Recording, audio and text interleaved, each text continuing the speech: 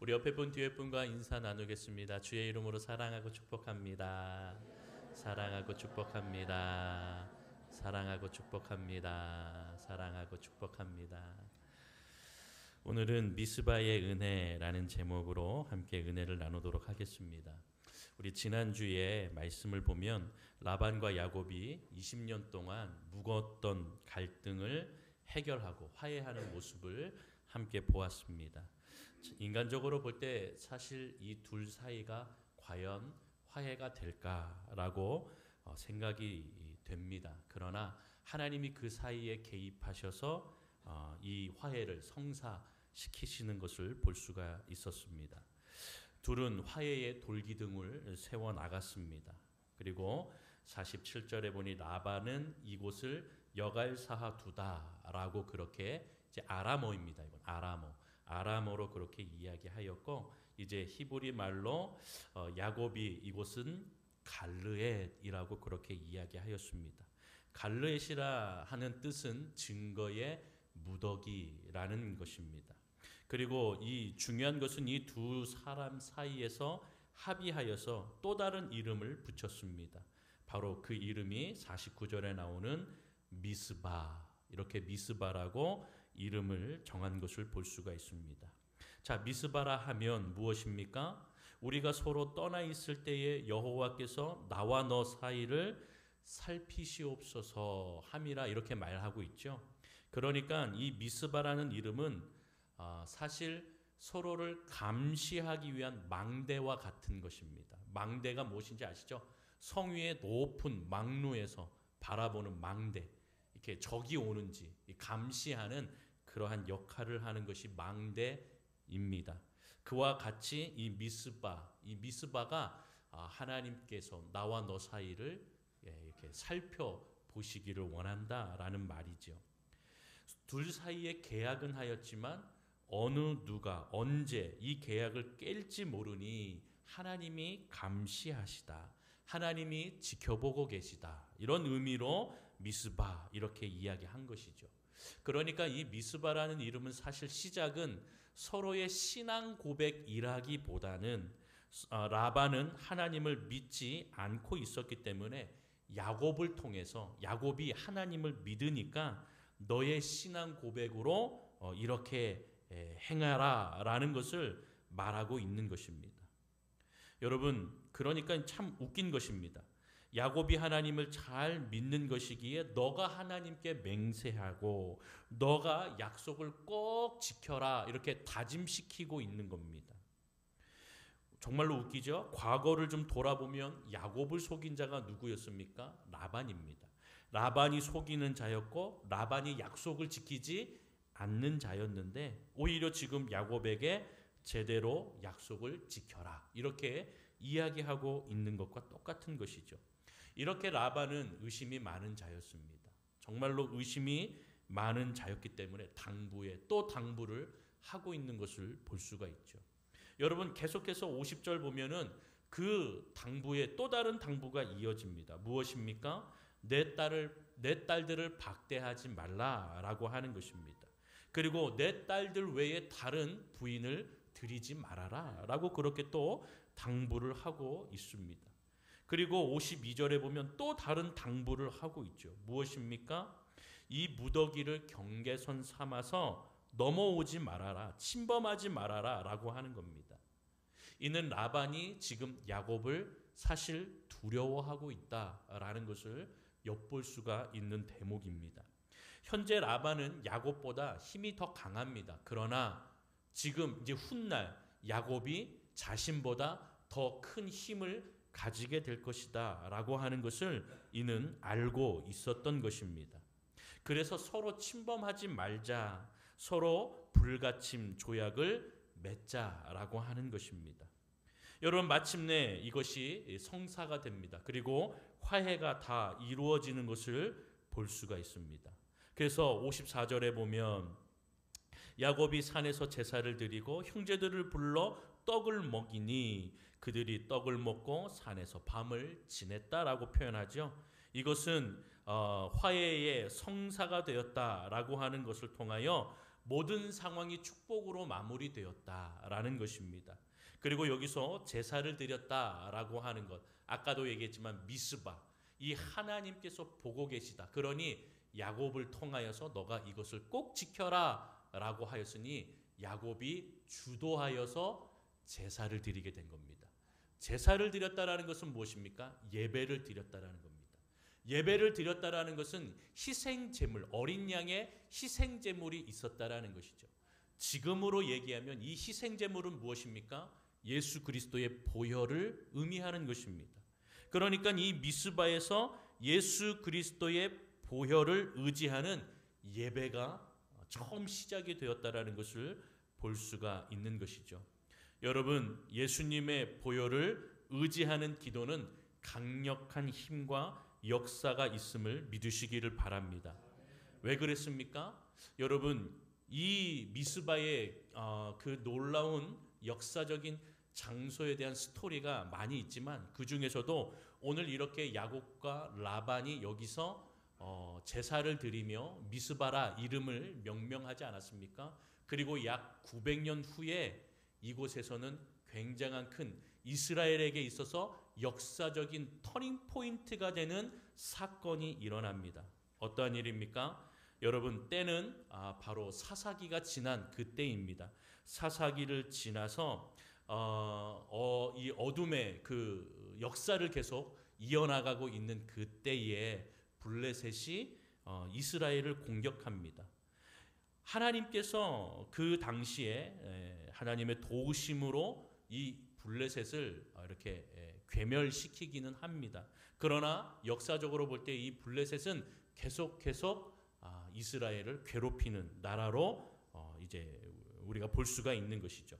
자, 무엇보다도 중요한 것은 영적인 전쟁의 승리를 이루게 되었다라고 하는 것입니다. 예수님의 보혈을 붙들고 기도하고 예배 드린 그 모습을 통하여서 하나님께서 이곳을 통하여 지켜주시는 은혜가 있게 되었다라고 하는 것입니다. 여러분, 이 블레셋과의 전쟁이 일어날 때에 사사기 시대를 지나서 선지자였던 사무엘이 모든 이스라엘, 전국에 있는 이스라엘의 우두머리를 불러 모았습니다. 불러 모아서 우리가 이렇게 앉아 있을 수 없다. 함께 기도함으로 주님 앞에 나아가자라고 기도하였던 것이죠. 그 장소가 어디입니까? 미스바입니다. 여러분, 그래서 이 미스바는 굉장히 이스라엘에게 있어서 영적인 기적의 장소라고 말씀을 드릴 수가 있는 것입니다. 여러분, 그렇습니다. 하나님 앞에 예배하고 찬양하고 무엇보다도 예수 그리스도의 보혈의 은혜를 붙들면 하나님께서 그 예배하심을 통하여 도우신다라고 하는 그 사실을 우리는 기억해야 하는 것입니다. 어둠의 군대, 어둠에 쌓이는 그러한 고통과 어려움은 예배자를 결코 이기지 못한다라는 사실을 믿으시는 저와 여러분이 되기를 소망합니다. 새벽을 깨우고 어두운 밤을 깨우며 예배하는 시간, 그 시간이 마귀가 여러분들의 가정을 떠나는 순간이 될 줄로 믿습니다. 그것을 믿고 여러분들이 늘 예배하는 그러한 장소가 가정, 교회가 되시기를 주님의 이름으로 축원합니다. 기도의 사람 사무엘이 미스바에서 기도함으로 영적인 권위를 인정받았습니다. 훗날에 이스라엘의 1대 왕이었던 사울을 세웠고 또 2대 왕이었던 다윗을 기름 부으며 세워 나갔던 것을 볼 수가 있습니다. 여러분, 이렇게 사무엘이 제사를 드린 이 장소가 900년 전에 야곱과 라반이 함께 화해하고 야곱의 주도로 제사를 드리며 예배하였던 영적인 믿음의 기적의 장소가 미스바였다라고 하는 사실을 기억하시면서 우리도 하나님 앞에 우리의 믿음, 우리의 삶, 예수 그리스도를 온전히 붙들며 나아갈 때 저와 여러분들의 이 연동교회가 그리고 우리의 가정이 하나님께서 붙드시고 인도하시는 영적인 기적의 장소가 되기를 주님의 이름으로 축원합니다. 여러분, 그런 믿음이 필요한 것입니다. 그러한 모습으로 여러분 이렇게 미스바에서 야곱이 그리고 사무엘이 영적으로 하나님을 바라보면서 제사를 드리면서 주님의 그 보혈을 의지하며 나아갔던 그 미스바, 이 미스바와 같은 역사적인 기적의 장소가 우리의 삶에 늘 함께 하시기를 주님의 이름으로 축원합니다. 여러분 이렇게 잔치를 벌여 나갔습니다. 이렇게 잔치를 벌여 나가는 그런 모습들, 이제는 더 이상 추격자도 도망자도 아니라는 것을 볼 수가 있습니다. 잔치를 벌였습니다. 밤새 서로 밤을 지내면서 서로 화해하는 시간을 갖게 되었던 것입니다. 그리고 여러분 55절을 보십시오. 라반이 어떻게 변화되었는지를 기록하고 있는 것을 볼 수가 있습니다. 속이는 자였고 또 거짓을 이야기하는 자였고 늘 약속을 바꾸는 자였지만 이제 라반은 그러지 아니하였습니다. 어떻게 하였습니까? 딸들과 손자들에게 입을 맞추며 축복하는 자가 되었다라는 것입니다. 여러분 이 시간을 통하여서 진정으로 라반은 진짜 가문의 어른이 되었다라고 하는 것을 볼 수가 있습니다. 여러분 어른이란 어떠한 사람입니까? 포용하고 축복하는 사람이라는 것을 우리는 기억해야 됩니다. 하나님의 때가 되니 라반도 변하게 되었던 겁니다. 남을 축복할 줄 몰랐던 자였습니다. 남을 속이는 자였고 자기의 가족이며 또 자기의 조카이며 자기의 사위였던 야곱, 그리고 자기의 딸들도 그렇게 사랑으로 보살피지 못하였던 모습들이 분명히 있었지만 이제 화해하고 또 이 모든 것이 이제 변하게 되니 어떻게 되었습니까? 가문의 어른으로서 축복할 줄 아는 자가 되었다라는 것입니다.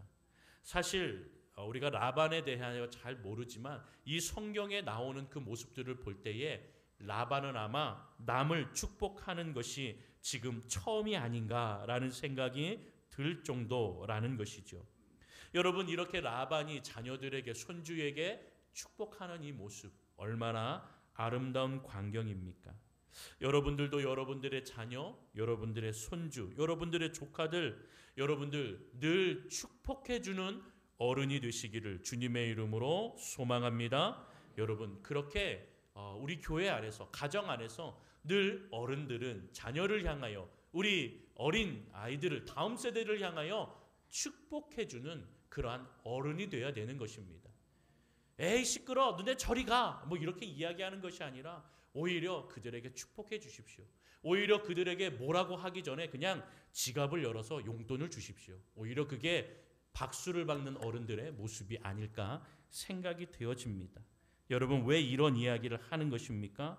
그만큼 이 시대에 진정한 어른이 없다라는 것입니다. 진짜 어른이 되어야 하는 것입니다.